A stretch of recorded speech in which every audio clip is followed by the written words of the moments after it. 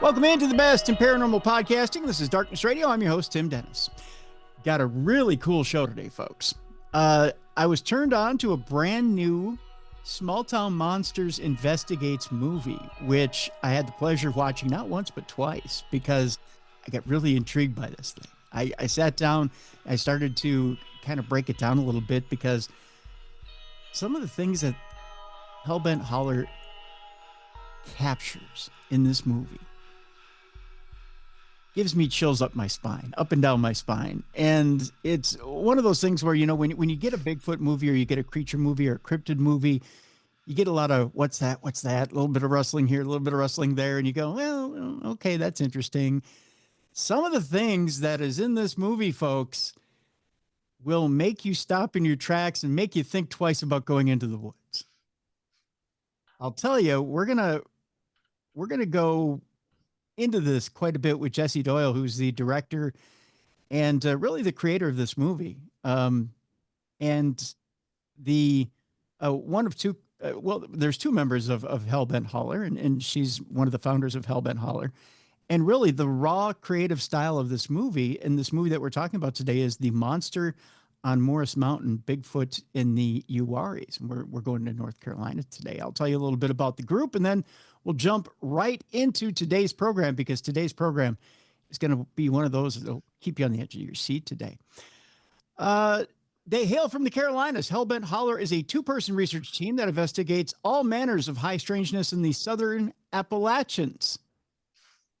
I believe I said that right. I'm a northerner, you know. From the forests of the land between the lakes to the mountains of North Georgia, Hellbentholler takes on a tech-driven yet unconventional approach to exploring mysterious phenomena. The duo has researched Sasquatch, dogman, anomalous lights, and wilderness paranormal activity. Now, Hellbentholler consists of Joe, who has spent the last 2 decades looking into the existence of Bigfoot in the southern states, and Jessileigh, who's our guest today, a longtime researcher of the paranormal and occult. The two members together combine and sometimes contrast their research methods and philosophies and various phenomena to create a unique and holistic approach to their search for answers. And again, they combine wonderfully in today's movie that we're going to talk about from Small Town Monsters. Ladies and gentlemen, let's welcome in Jessileigh. Jessi, how you doing today? I am very, very well. And you did pronounce Appalachia correctly. I did. You did. See, I get a lot of crap about my pronunciation of Louisville, which I know it is because there's a King Louis. It's not a Lua. I refuse to pronounce it the way that you will not concede ground on Louisville. I will not. Okay. I'm a northerner. Understood. Through and through. But we'll agree to disagree if that's okay with you on that deal. First of all, I tip my cap to you on this one, on this production creation of yours. It is one that from the very get-go, you're in right away, and you're in the action right away, and out in the field right away. It's there. There's not a half hour of history, and I'm not putting toothpicks in my eyes trying to stay awake in this deal. We're right there right away, and you take us right out into the field right away, which I commend you on. Thank you. So tell me, as a researcher, as an investigator, and as someone who I know you do love the history along with the action and the investigation, tell me your thought process on this right away. As someone who puts this movie together, what's your thought process of bringing us out there right away? Well, that's kind of just a reflection of how I am. I am very forward driven with everything I do. I'm very intense, and I just want to get out there and do the thing. That's always one thing that bothered me about a lot of documentaries on the paranormal or cryptids is it's a whole lot of talking and exposition, and it's very languid and it's very passive. And I'm not a passive person at all. And I just want to get into the action. What we do with Hellbentholler is getting into the action and being part of the action. And I wanted to really drive everything forward. Here's what you need to know. Here's where we are. Here's why we're going there. Here's a little history on it. All right, we're there now. That's what's important. We're there now. Let's get into it. So, I tried to make that just drive forward, and then let's go ahead and just get into the fun stuff right away. Now, initially, you would say, okay, there's only two of you. You're going into the Uwharries, which is this beautiful area of North Carolina, but it's deep into North Carolina. And it actually, sitting there watching it, it reminds me a lot of areas of Minnesota here. There's a lot of pine, but it's a dense forest, right? Yeah. Just Yeah. a dense area where uh, it'd be very easy to get turned around. There's a lot of areas you go into that, I guess, is it fair to say here, Jessi, for someone who would be a woodsman or someone who's a hunter, you could say to yourself, that's a great place to set up if you wanted to kill prey or kill anything, because it's a kill zone, right? I mean, you even pointed out at one point that you could trap something very easily. Yeah, I mean, there's areas and zones where there's like ravines or uh, low areas that Mm-hmm. are very dangerous. I mean, very wooded areas that are not easy to traverse, not easy to get around in, right? The Uwharries are very deceptive. So if you read about the Uwharries on a just a surface level, you would say there's no way Bigfoot could be there. There is no way. It's not that big. There's people going out there to go off-roading all the time. There's hikers out there. There's cyclists. There's all of this going on. But it's actually deceptively large because you do have a lot of private property that intersperses around bits of the Uwharrie. So the property of the Uwharrie is growing all the time because they're constantly buying property from private landowners to build it up and get it larger and larger. Hmm. So the hunting is not a huge thing out there. There are areas that people do go hunting out there, but it used to be the site of defunct mining operations. It was gold mining that went on out there. The gold that was mined there was actually used by the United States to make the Louisiana Purchase. So the Uwharrie gold made the Louisiana Purchase, which is pretty cool. But with that, there's all these super dangerous areas that used to be mining areas. There are areas that we went into in the documentary that are actually collapsed mine shafts. And that's where you see us going through those narrow corridors there, that they're collapsed mine shafts. And there's plenty that are not collapsed yet, but they are going to collapse eventually. So it is a very dangerous place. But what's interesting about it too is not a lot of people really go anywhere in the Uwharrie outside of the public recreation areas. Off-roading is very, very popular there, but it's confined to a very, very small area. And then the cycling is confined to a small area. That leaves a huge swath of wilderness that anything could dwell in or, live in. Now, is it the entire area that's a national park, or is it just certain areas of it that are a national park? It's kind of a patchwork. It's a patchwork national park. There's a huge chunk, and then there's private land that intersperses in the middle, and then you got another huge chunk over here. But they're trying to unite all the parcels of land. But there are a lot of private landowners out there that have land interspersed throughout. I know the part that you said was a former mining area, and part of the area you go to investigate was Yeah. actually at one point, was it Navy property? I don't think it was Navy property. Okay. Was it I don't government know. property? Is It that what it was? was it was government Okay. property. Yeah. And the Uwharrie is a national forest, so it is public land. But I in my documentary, you saw that there's that sign. If you go beyond those, we call that the Jurassic Park cage that's on top of that Yes. mountain that covers up a giant vertical mine shaft. And it surrounds that because I'm sure that a lot of drunk teenagers fell into that mine shaft over many years. So it's a federal crime to go on the other side of those gates, but we call those the T-Rex pins because they look like something from Jurassic Park.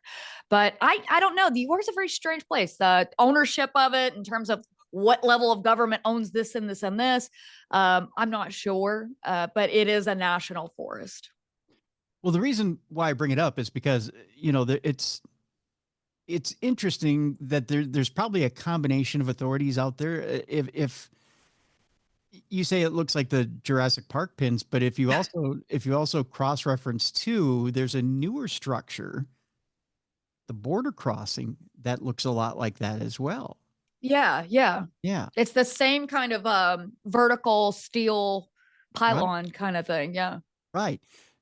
So it could be a public works fence. It could be, depending on whether it's the interior that built it, whether it's, the Forest Service that built it, or whether it was the military that built it.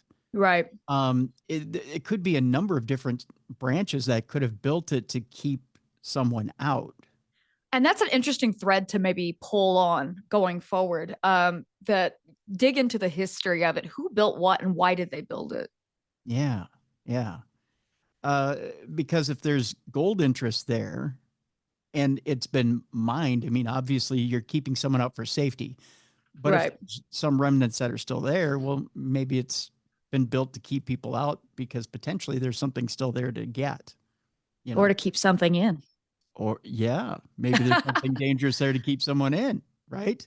I mean, Right. right there. So, uh, and the interesting thing that you said about in the movie is that potentially these creatures may be using this as shelter. It's a possibility. It's an absolute possibility. So a lot of the mine shafts that are open, that are larger and well known, they are barricaded off. There's giant steel welded bars in front of them. However, there are new mine shaft openings coming into existence all the time. There's collapses that happen all the time, and this is not an area that is patrolled or inspected or anything like that. So you have this whole area that is just covered with all of these man-made mine shafts that collapse at any given point in time. So we found several large entrances that were not blocked off, and it really lends to the idea that Sasquatch could be using these man-made abandoned structures as a place to hide during the day and come out at night. There have been a few reports by local farmers that they saw one of these creatures above ground, and then all of a sudden it disappeared, and then he discovered a open mine shaft nearby. So there is some precedence for this, and there are supporting stories that really lend some validity to this, that there is a place where these can go and hide out during the day and not be seen and not encounter anything or anybody. And the mine area that we went to, that's called Coggins Mine. That is only one mine of many that is in the Uwharrie National Forest. There's several gold mines out there that are deep in the wilderness that people haven't seen for hundreds of years. Wow. Now, interestingly enough, now as I'm watching this movie, I'm thinking, if it's just you and Joe heading out here into this huge area of the Uwharries, heading into this area trying to tackle it, just you and him. I mean, you're up against it, right? But you bring along a guy who not only knows this area well, but it seems like he's been out by himself hunting Bigfoot, Sasquatch, whatever you want to call it. A Yeah. guy by the name of MK Mike. And Mm-hmm. Mike, you want to tell us a little bit about Mike? Because Mike's an interesting character. I mean, probably one of the more Mike is a characters. Mike is a very interesting character. So Mike, we first met Mike in person to film this project, and we just hit it off with him so well.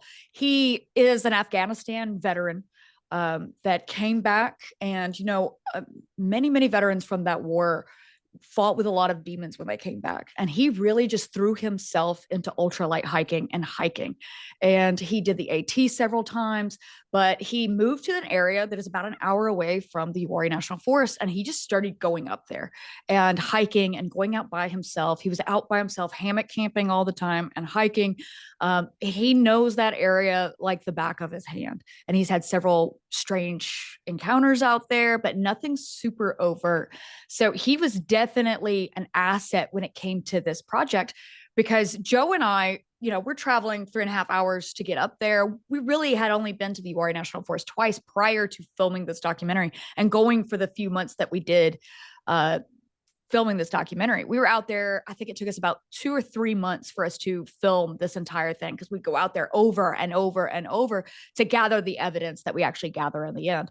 But we met MK. We wanted him to kind of show us a couple of places, and that's it. But it really blossomed into, he became like our assistant in all this. So he became our field producer for the Uwharrie project. Hellbentholler has always been Joe and I. Joe and I are a married couple. We've been doing this for years, and it just has a great dynamic of us. But we really needed that extra hand with this, especially in that mine area, because it's so dangerous. Joe and I film everything ourselves. We run all the cameras, we run everything ourselves. We don't have a film crew, we don't have a sound guy. It's just us two. So having an extra hand in that mine area was a definite must, because that's probably one of the most dangerous areas that we've ever been in, not just because of the creatures that we're out there looking for, but the local wildlife, which is rattlesnakes, copperheads, and they're insane up there. Like, it's worse than I've ever seen anywhere that I've been to. But not only because of that, but because of the possibility of open mine shafts. So he was definitely an asset to this project. And his connections with the ultralight hiking community and the regular hiking community up there. He connected us with the witness that gave us that video that set this whole thing off. So he was definitely integral to the whole process of creating this documentary and doing this entire investigation. Yeah, I want to leave that video for people to watch, or to watch the actual evidence for that, because that's pretty creepy as well. Oh, it's probably so. What sets all this whole thing off is a hiker recorded this video while he was out there, and it is one of the most shocking set of vocalizations we have ever heard. So that's kind of what starts the ball rolling on this whole project to begin with. Yeah, yeah. Uh, Getting back to MK here, he seems like he's not just a guy who turns you on to different people and gives you these different references of people to get in contact with. He's a full blown tracker, isn't he? I mean, he's Yeah, talking about pulling up satellite images, and he seems like he's driven at one point to want to find this thing, from just thinking this thing is a myth yeah, to saying, you know what, I'm in. I'm really wanting to find this thing. yeah. And Um, I'm sorry, I'm just no, going to go ahead. finish this thought here, and that's this. To me, there's almost a lack of self-preservation on his part. Almost like, you know what? Until I'm staring this thing in the face and there's almost real danger here, I don't think it exists. Right. To me, it's almost like this thing isn't going to hurt me. Did it ever concern you at one point that maybe he was a little bit too laissez-faire about this thing? No, that's kind of his personality. Okay. That's the thing, is he did a couple tours in Afghanistan. So I think that he's kind of in the same vein that we are, that Joe and I had really exciting lives prior to the whole Bigfoot thing. So we do the same thing. We really throw ourselves into what we're doing. And it's really difficult to find people like that in the Bigfoot world.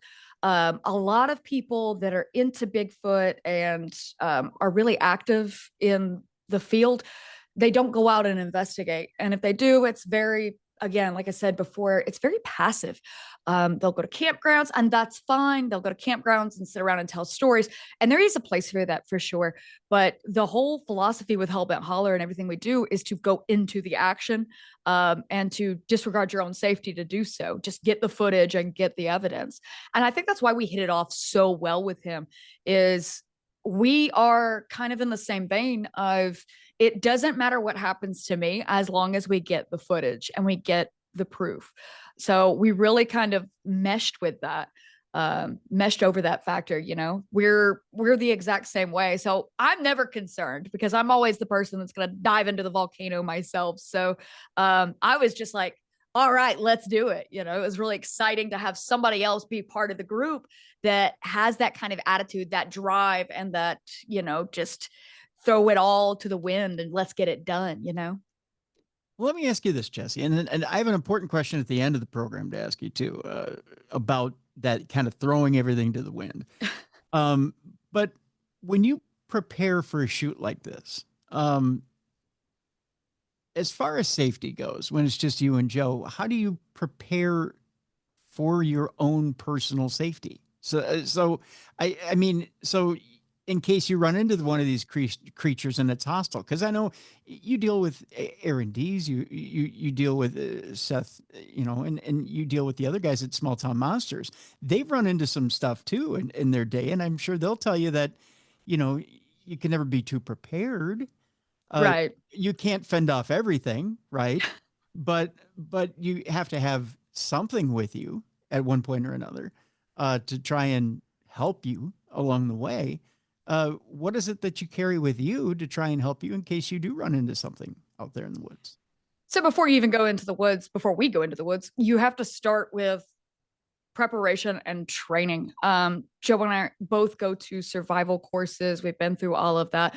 But if you're familiar with David Paulides' Missing 411 series, he's got kind of a set of rules that he's put together over the years looking at these cases of missing persons in national parks and beyond.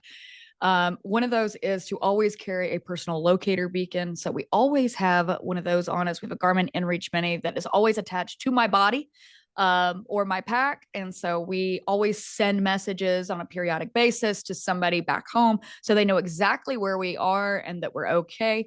And you just have to be prepared to go out there. Also, if you look at those chest rigs that Joe and I are both carrying, they're Hill People gear chest rigs.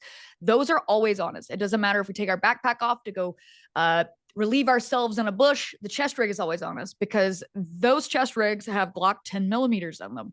We always go out there armed. No exceptions, no exceptions. Always go out there armed. A lot of times we're in bear territory. So you have to think beyond what are we out here looking for? You've got to be ready for that. But also you got to remember, I believe that these things are out there. I 100% believe these things are out there. And if I'm out there looking for a 7 or 8 foot tall, hairy hominid that has been reported to take people in the woods, I'm not going to go out there unarmed. It seems crazy and faulty logic to do that. If you actually believe in these things and you're like, well, I just go out here, but I'm unarmed, then I just don't know. I don't know how you square that circle there, but we always go armed into every area we go to. We have the necessary training to use our weapons, and we are just ever so vigilant about, keeping our wits about us when we're out there. We do know, however, that, eventually we're probably going to have some tragedy befall us out there by doing this, because what we do is dangerous. But I think that's kind of the risk you take with it, and enjoy the thrill of doing it as well. Well, good. I mean, I'm glad that you're. I am glad you're armed. I'll tell you that. I am glad you're armed, because there are other things other than Bigfoot that are out there that could befall harm to you. Bears, and what's even worse is people. People are out there too. Right. We've encountered over the years. There's an area we go to in North Georgia where we have run across evidence of cults operating out there. And we started digging into them, and we started really finding a lot of strange evidence of these cults operating out there. And it got very strange and very dangerous very quickly. So that's a factor you got to consider as well, because these national forests are tucked away, they're hidden. So people can get up to very, very nefarious things out there without anybody's watchful eye upon them. So have you ever thought about doing it? There we go. Sorry. There we go. There we go.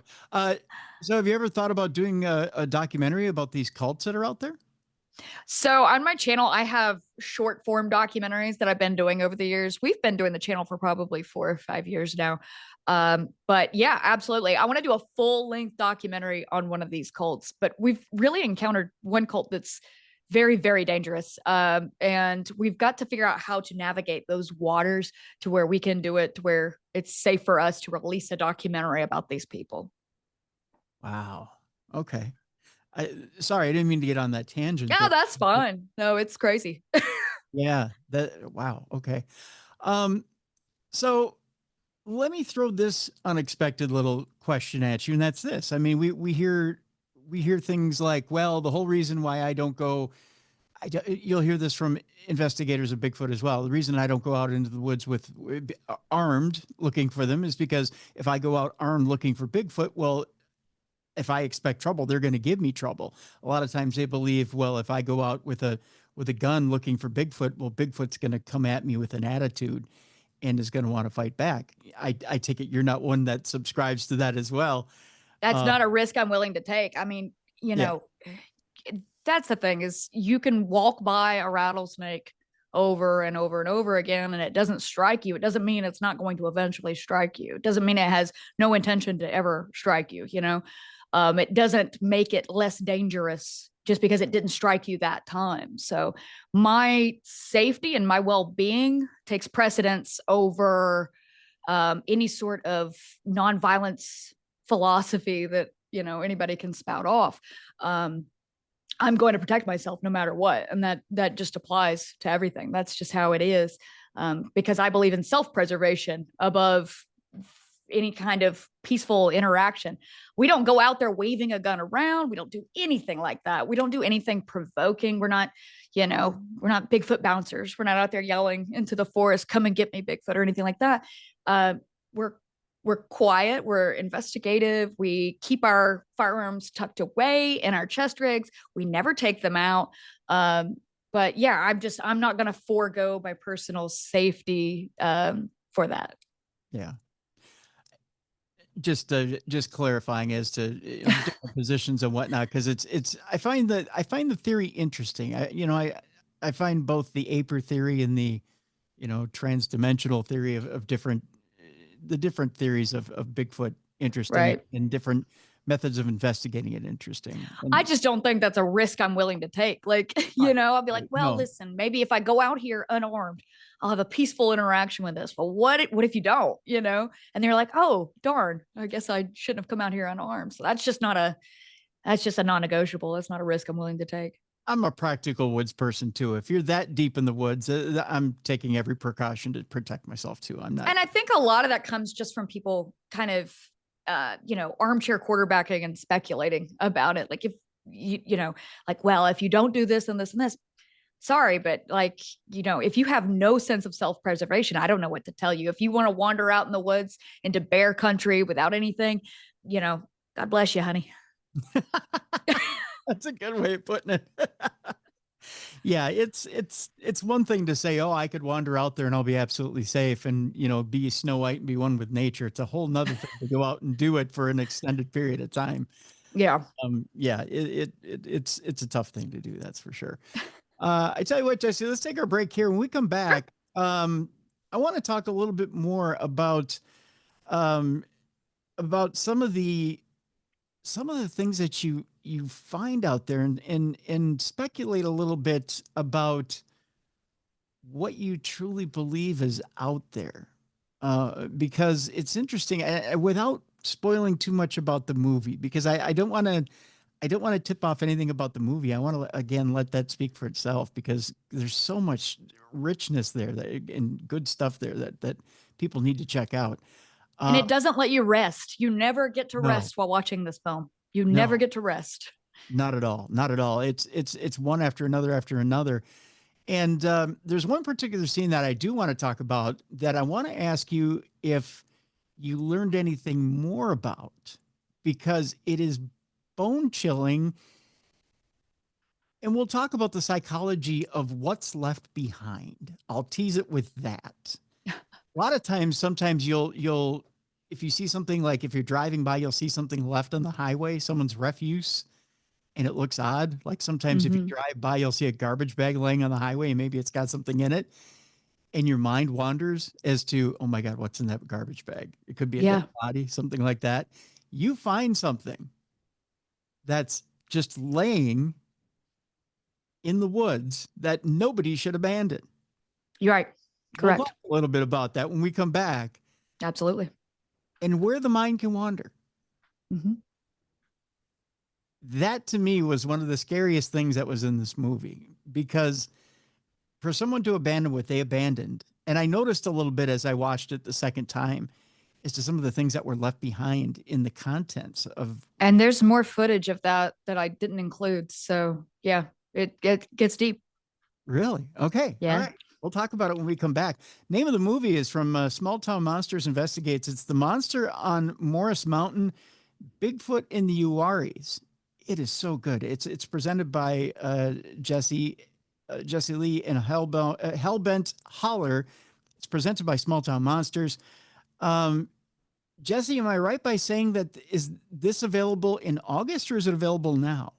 This is available on August 10th on Small Town Monsters YouTube channel. And then it's going to be on streaming platforms to follow. Okay. So available August 10th on the YouTube channel and Small Town Monsters. like Jessi said, and then available with additional platforms forthcoming. So we encourage you to flood the YouTube channel. October 10th. I'm sorry, August 10th. August. August, not October. What am I doing? You failed me. I did. I'm sorry. August 10th, flood the YouTube channel. Check it out. And then again, keep checking things out. And we'll let you know as well the different platforms that will be available on as it comes out, because I'm excited to let you guys know about this. But more with Jessi as we continue about the monster on Morris Mountain, Bigfoot in the Uwharries, coming up next right here on the Best in Paranormal Podcasting. This is Darkness Radio.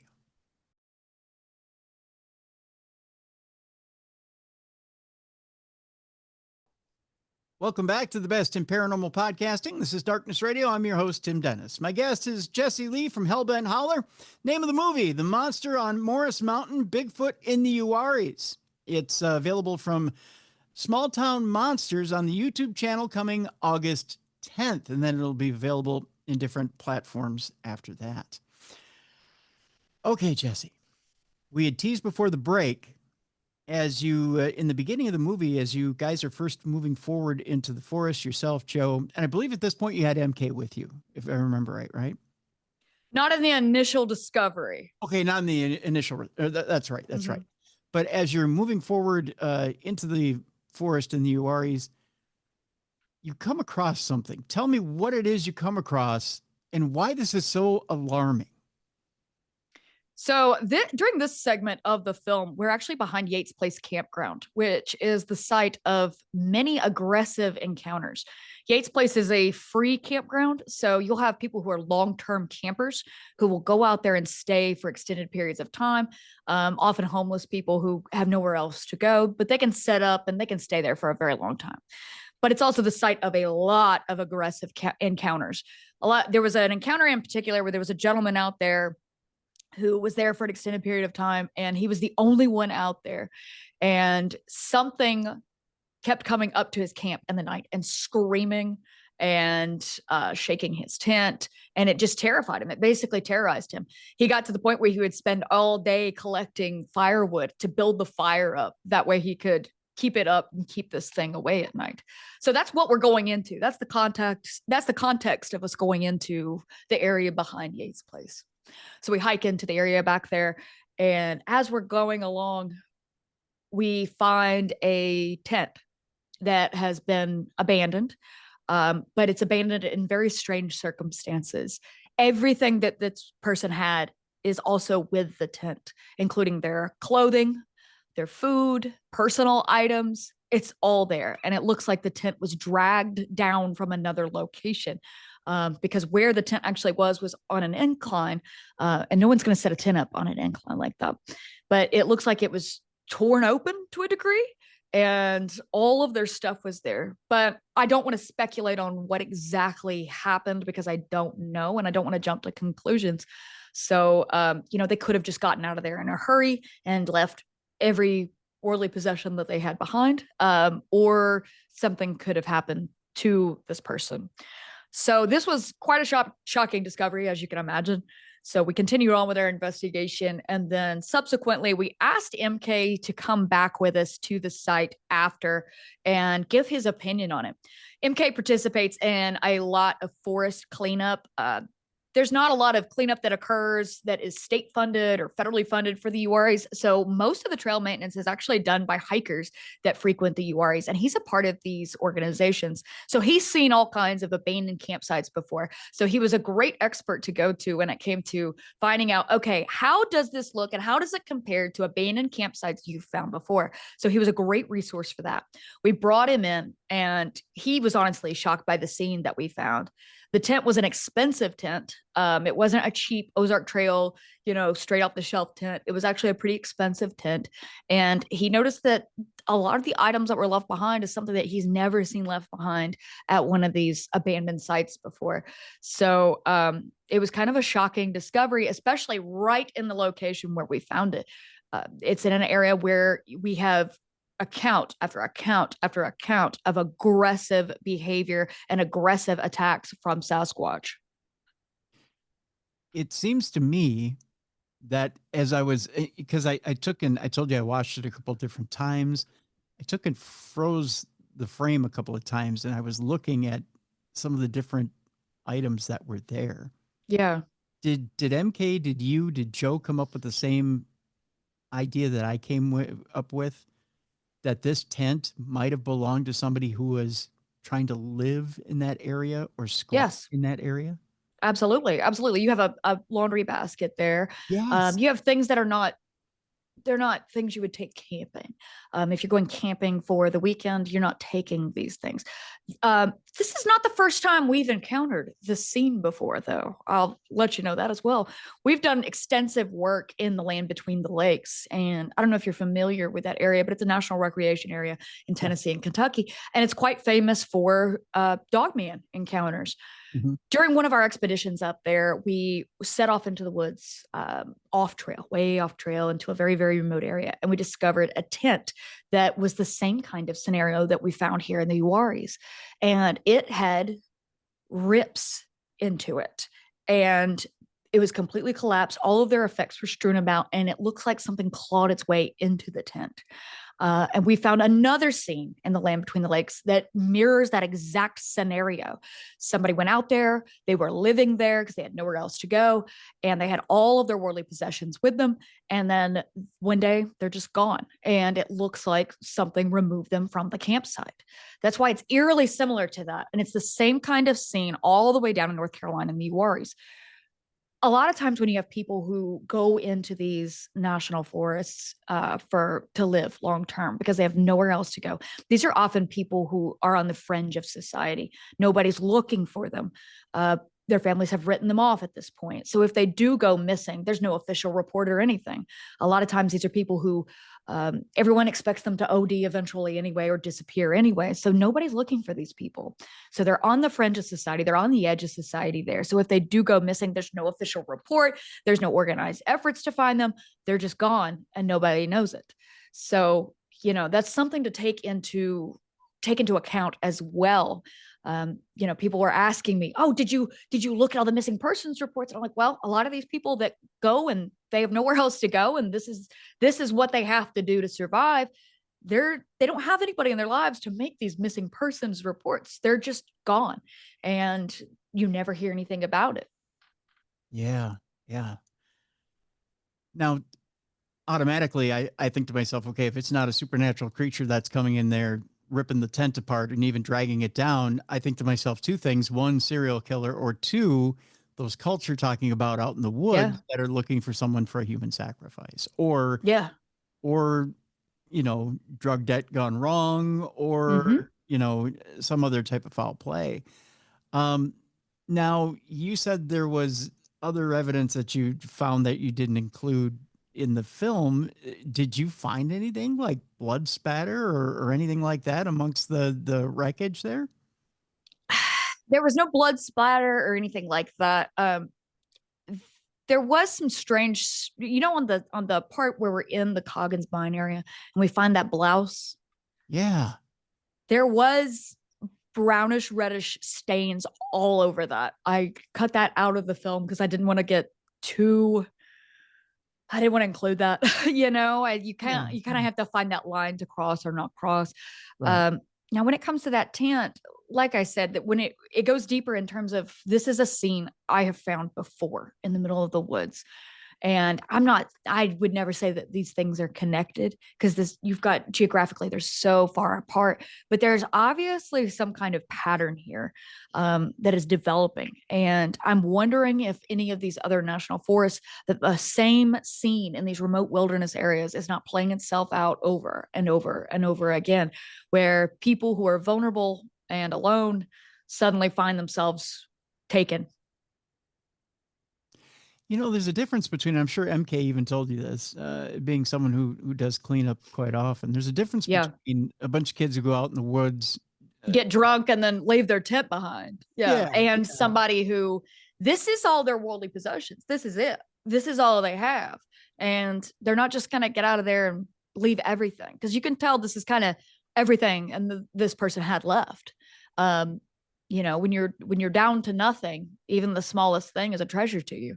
So it's it was very out of the ordinary to find that scene, that this appeared by the clues around it, that this was this person's only possessions, and they walked away and left them behind. So you brought up the land between the lakes. If you had to compare the feeling you had in Uwharrie between that and land between the lakes, is there a similar feeling to you? Is it different between There was between there Dog Man and was Bigfoot? there were so many parallels between the areas, that there was previous human habitation. It's almost like a bingo card you start to mark off when it comes to these things, these areas of high strangeness. These John Keel talked about window areas.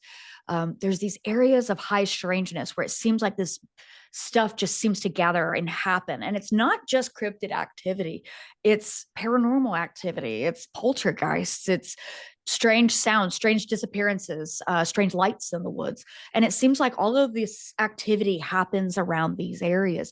And it seems like it marks off these things, that it's a site of former human habitation, sites where mining took place or digging into the earth, major earth movements occurred. And then people being kicked off the land. There were people that lived there, that the government took the land and they kicked them off. That's the case in the Uwharries. That's the case in the land between the lakes. It was very violent in the land between the lakes when the Tennessee Valley Authority took all of those people's land. And it's a point of contention right now, too, up to this day, with the ancestors of those people. So you have to think about the imprint that the people and the events that occurred in an area put on the land, and does that feed into what we're experiencing today? But yeah, that's a lot of the parallels we saw there. Is it had all of those markers that we find in all these places that are very, very active. And that's an ongoing kind of theory that we're working on, is all of this human interaction and movement of land and everything, does that stir something up and bring something out? Is our collective unconscious feeding into manifesting these things, or attracting these things? If it's not manifesting, are they coming to it because they're drawn to that energy and that history? So the key to the title of this movie, which is The Monster on Morris Mountain, Mm-hmm. it kind of ties into what MK is talking about. And he's talking about the fact that he tracked this so-called monster up to the mountain at one point. Mm-hmm. And he's running after this thing, right? And trying to hear it at one point, or following its call. At some point here, you guys are following this call, and I'm not going to, Yeah. without spoiling it, you're hearing this call throughout the movie. Yeah. This is the most, again, one of the most astonishing things I think I've ever heard or seen in a movie. Yeah. This isn't just, we heard one or two little calls, and do you hear that faint thing in the background? You know, and we're all like, oh my gosh, we're so scared. Jessi, oh my God. I mean, Yes. this is, Yeah. it's like this thing is sitting in your lap.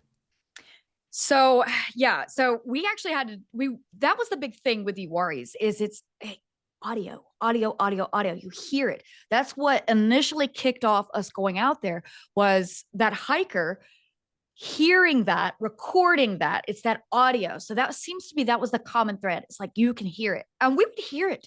We would hear it. We were at Morris Mountain Campground, West Morris Mountain Campground. And that's where famed Bigfoot researcher Mike Green actually camped at. We camped in the spots that he had his famous Bigfoot surveillance van camping at before his untimely passing. But he would hear it.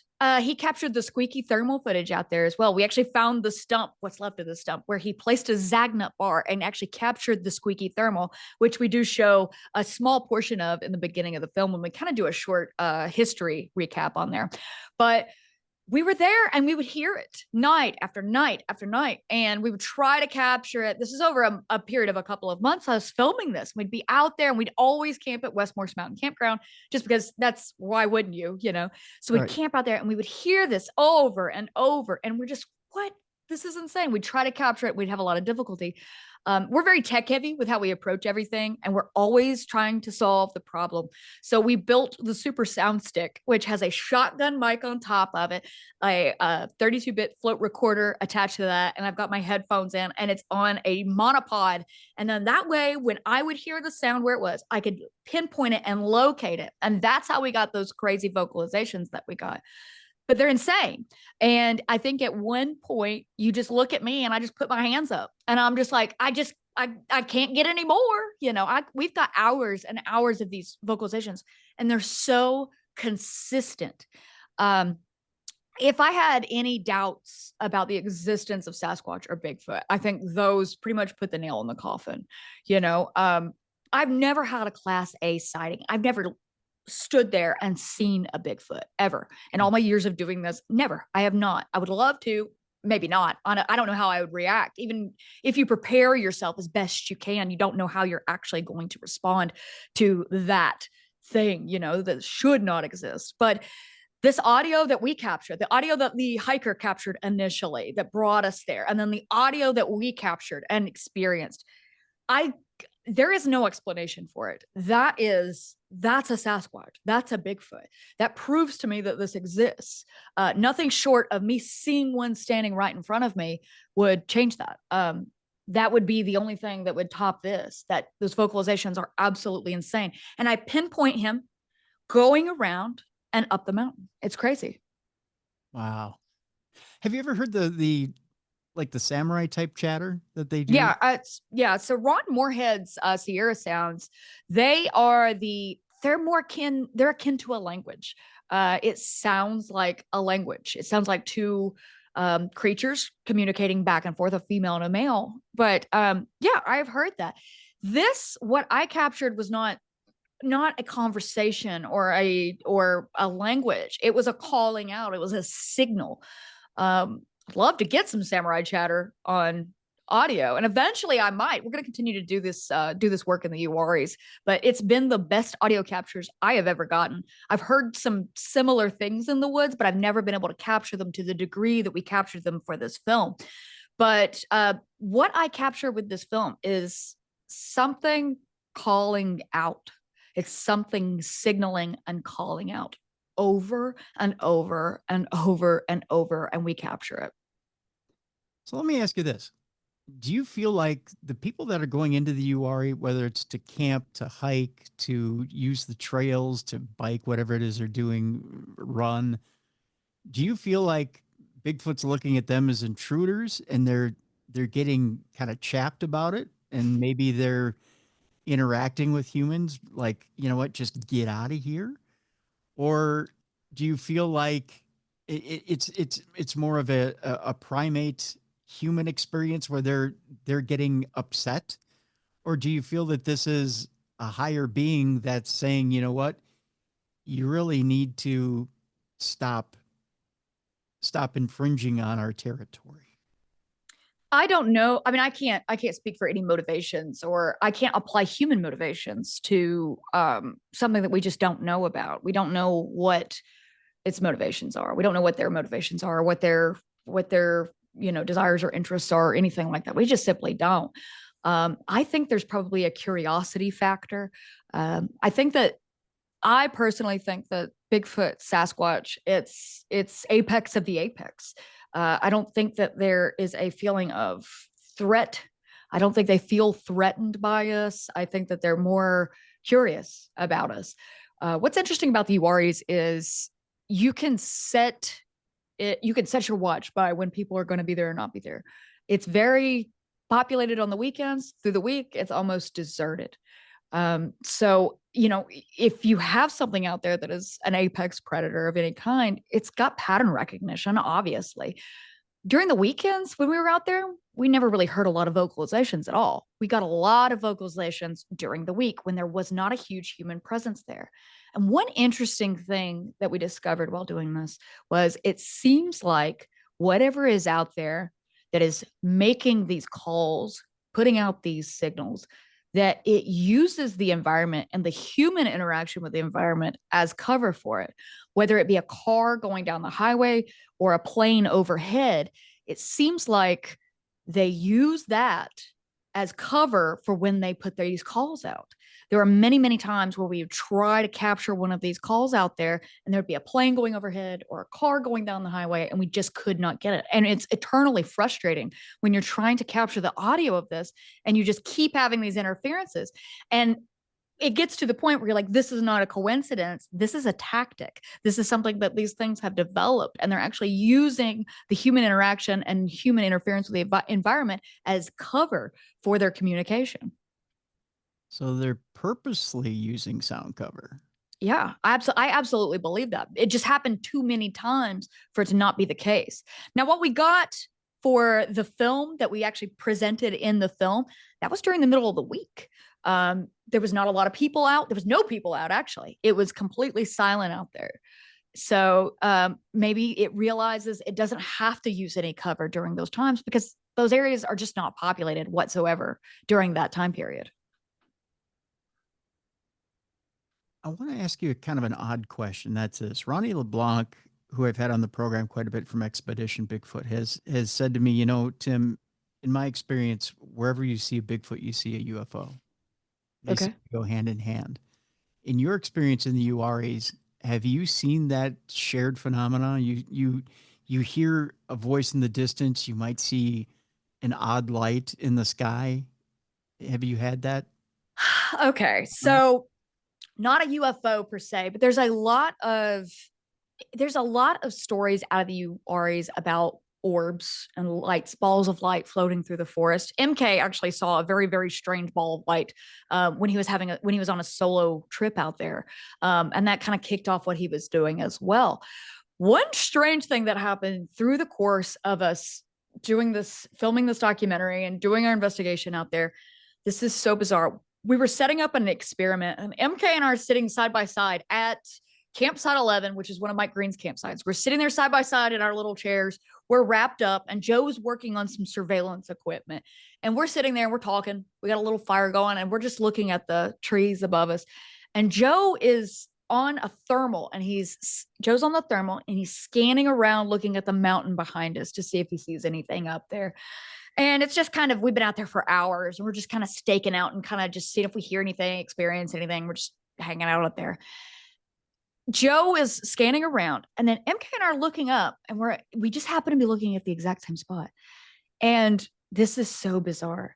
What I can only describe as a blue ethereal stingray floats through the trees. It wasn't in the sky. It wasn't below the trees. It was interspersed amongst the trees. And we both see it, and it shoots straight through the trees very quickly. And we both see it at the same time because we're both sitting there silently, and we both go, whoa. So we saw it at the same time. But I'm telling you, the only way to describe it was a blue, translucent, ethereal, giant stingray. So take that as you will. You're not the first person to tell me that. In fact, people have seen them at the Jessi Ranch. Oh, okay. Yeah, in Washington. Yeah. Cool. They're well, common. Yeah. It was one of the most bizarre things I've ever seen, and I've seen some pretty bizarre stuff in my years. But it was just, what was great about it is it wasn't, I saw it and then I described it to MK. We're sitting there and we both at the same time go, whoa, because we just have that reaction because we both saw it. And then I said, what did you see? He goes, what did you see? And then we discussed it. We're like, there's no explanation for that at all. It was so bizarre. In fact, James Gilliland has called it an organic UFO. It's an organic. Love that. It's a living UFO. Yeah. Yeah. Yeah. He knows exactly what it is. It's bizarre to hear him talk about it, but it's a living UFO. So yeah. Cool. Pretty cool. Pretty cool. Okay. So as we begin to wrap up here today, Jessi, I'll ask you this interesting question. You've alluded to it a little bit before, but I'll ask you this. I'm going to put you in a what if scenario here. I love playing the what if game. All right. And okay. It's this. We'll play the evidence game first. You say you've never had the type A, class A type experience where it's, or the full bodied apparition, whatever you want to call it. Right. Or had that experience where Bigfoot's standing in front of you. So you don't know how you'd react. But I'll play the what happens if scenario. It's you and Joe, just you and Joe on an investigation. And it's just you out there in the field. Boom, one stands in front of you. You're right there, and it's peaceful. What was your reaction? And it's peaceful? Yeah, just peaceful. Then I probably hyperventilate a little bit. I observe as much as I can, try to get my camera out. Hope I'm filming, because that would be the goal. But yeah, I just observe, Of course, I'm gonna have that adrenaline dump. We were out in North Georgia, probably about 6 months ago. And we followed this creek really deep down into the woods. And we're really far out there. And we had found a couple prints. We had heard some strange things. And I see a black, upright, giant figure. I had no detail or anything. Just saw a black figure jump over the creek and run into the woods. And I just started screaming and going, "Oh my God." I had just the biggest adrenaline dump, and I just grab Joe's camera and I take off after it, and I just start running. Joe gets hung. Joe's 6'3", so I'm 5'2", so I'm a lot quicker at going through like the woods. And he got hung up on a tree, and I'm running with his camera to try to find it. And I'm just like running, and I'm just super intense. I'm trying to find it. I think I would have that kind of reaction. Just because I've been making these films for so long, my first reaction is get the camera, shut up, get the camera, that would be my personal first reaction. I don't know. When you say it's peaceful, were you alluding to where would I try to get a shot off at it or something, or what? No, I'm just wondering what the reaction is if it's peaceful. Yeah. What if it's somewhat angry? Somewhat angry. We've got an issue here. I think we try to get some distance as quickly as possible. We unzip the chest rigs and then assess the situation. Okay. Now, yeah. What if it's a baby? What if it's a baby? Well, you want to assume that probably there's a mother about, so you probably want to get some distance as well. I would not approach if there was a baby Sasquatch out there. I'm just going to assume that there's a mother close by. I'm going to assume we need to get some distance. Okay. Yeah. Interesting. I am definitely not going to go rescue the baby. That is not happening. I am getting distance. I know some people may be a little conflicted, because if you see a child Bigfoot, you would think, oh, it's a baby Bigfoot, and maybe you. I don't live in Disney World forest brain. I don't have that. Yeah, that's a big problem too, is a lot of people, they've been Disneyfied so bad about animals, wildlife, that they think that they see, Mr. Cougar, that you can ask Mr. Cougar to stop eating Mr. Deer, and that doesn't work. And I think that's cost a lot of people their lives. You need to realize it's dangerous in the forest, and that wildlife are wildlife, they're wild. They're not an exhibit. So you need to respect that and respect their space, or you will suffer the consequences. Have you ever set any type of bait up for Bigfoot to try and see if one would come by? There's so many people that try different things. We've never really done like a baiting. We've never people put peanut butter jars out there. There's a guy that put out dog food and all kinds of stuff. I'm not into littering at all. I'm a militant anti-litterer. But we did acquire Sasquatch pheromone chips. Now this company doesn't make them anymore, but they use them, I believe, on Expedition Bigfoot at some point in time. But they're little pheromone chips.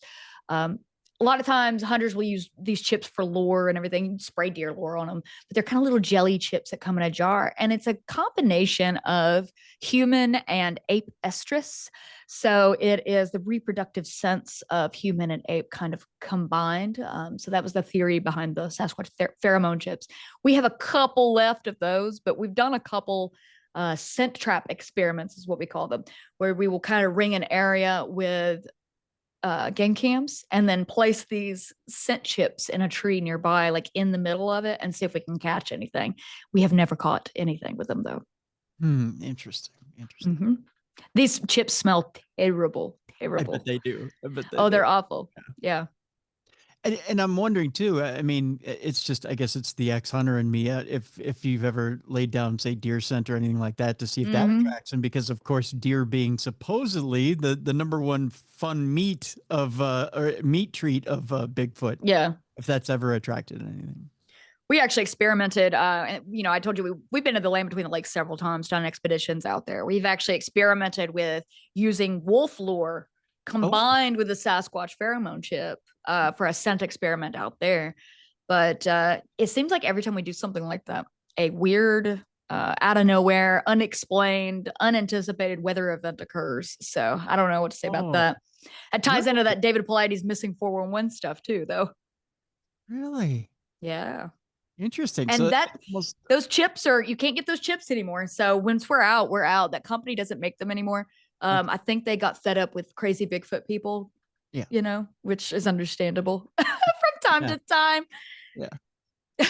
So it's almost like something comes and tries to wash away what you're doing, huh? It's weird. It's very weird. And that's why I just can't subscribe to the, this is a relic hominid. This is a dumb monkey running around the woods. There's something larger at work here. And I don't know what it is. I don't think we'll ever know what it is.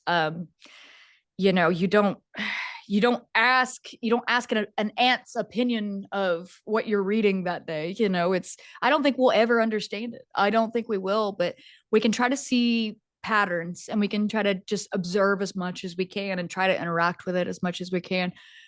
Try to capture evidence of it. That's my whole goal. And I think I succeeded with that with Monster on Morris Mountain. I feel like I captured a little piece of the puzzle there, a little glimpse of reality, that these things are 100% real, but I don't think we'll ever get a total handle on it. But these tiny little crumbs, I'll take a tiny crumb when I can get it.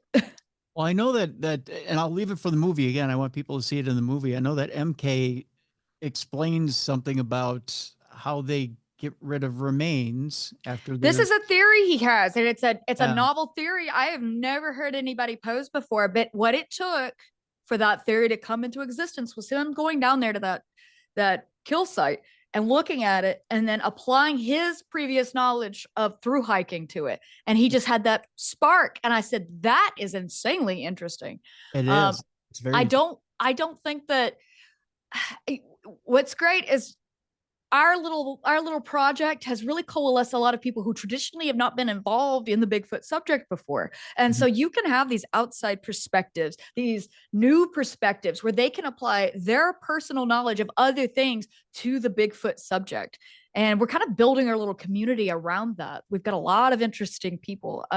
We've got a professor of divinity that is a part of what we do. We have a mountain preacher that's interested in what we do. And we've kind of built this whole community around hellbentholler of these people from all these disciplines that were never really traditionally interested in the Bigfoot subject, because we approach it completely different from a lot of traditional Bigfoot investigators. We are very, very critical about everything we do, and we don't make assumptions. We don't apply narratives to anything. We just go out there and look and report. We observe and report.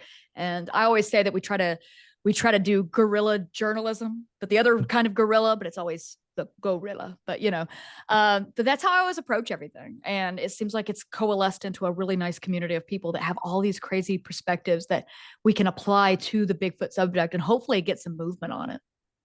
Well, Hellbentholler is doing some good work, and thank you. It's really shining through, and I think you guys are going to enjoy the Monster on Morris Mountain, Bigfoot in the Uwharries. Again, August 10th on the YouTube channel there for Small Town Monsters, and then on formats after that. And we'll keep you updated again on those additional platforms that are forthcoming. And we'll point you to Small Town Monsters website as well, so that you can keep track as to where those additional platforms are going to be. I do have to ask you, when you heard those vocalizations, how did you feel? Okay, so at first I had a little bit of a skeptical ear because, again, I think, okay, is that a coyote? You should. But then I started listening a little more carefully as to what the vocalizations were, and I went, no, it's not a coyote. Yeah. So, yeah. Cool. I was just curious. Yeah. No, and again, the second time I watched the movie, because again, I watched it more than once. I started, I put it through the speaker system in my van. Oh, cool. So that I could hear I could be surrounded by the vocalization, so I could hear them. Nice. So, yeah, I put a very discerning ear on it. Very cool. Very cool. I, That's what I'm looking for. yeah, I That's sat always what I'm looking around. for. Yeah, I sat around it so I could hear it. So it was almost like as you were sitting around it and hearing it around you, I was sitting around it and hearing it around me. And something I know we mentioned, I use the super sound stick. I use alliteration in everything I do, by the way. Monster on Morrismountain. I was using the super sound stick. I read a lot of Herman Melville, so I like alliteration. I do. I love it. Yeah. So I was using the super sound stick, and something when you guys watch the film, I want you to pay attention to during that sequence where we're out there, we're capturing that audio.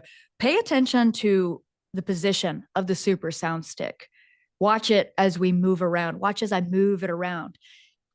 I can follow the movements of this creature while I'm doing it. So if you watch that and notice that, you can see, because I'm pinpointing the sound as I'm moving the stick around, and I'm really pinpointing his location while I'm doing it because I'm monitoring in real time. So you can kind of see the movements of this creature. It's pretty interesting. That is very interesting. Very interesting.